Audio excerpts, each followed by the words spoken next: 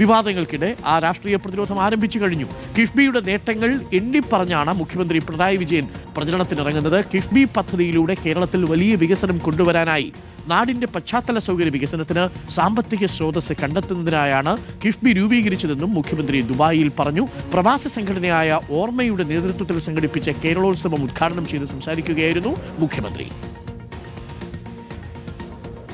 കിഫ്ബി എന്ന് പറയുന്നത് വന്നത് ഇത്തരം പശ്ചാത്തല സൗകര്യ വികസനം ഉറപ്പുവരുന്നതിന് വേണ്ടിയാണ്. അതിൻ്റെ ഭാഗമായുള്ള പ്രവർത്തനമാണ് നമുക്ക് നല്ല നിലയിൽ അവിടെ നടത്താൻ കഴിഞ്ഞത്.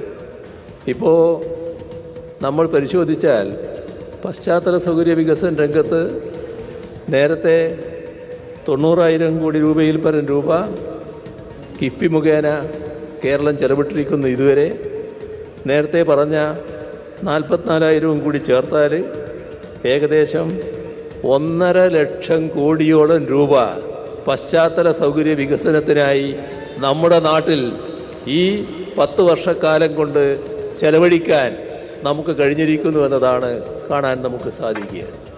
അതിൻ്റേതായ തെളിവുകൾ കേരളത്തിൽ ഏത് ഭാഗത്ത് നോക്കിയാലും കാണാൻ നമുക്ക് സാധിക്കും. നമ്മുടെ നാടിൻ്റെ പശ്ചാത്തല സൗകര്യ വികസനത്തിൽ വലിയ മാറ്റം, ഒരു കുതിച്ചുചാട്ടം ഉണ്ടാകുന്നുവെന്നാണ് നാം ഇതിലൂടെ കാണുന്നത്.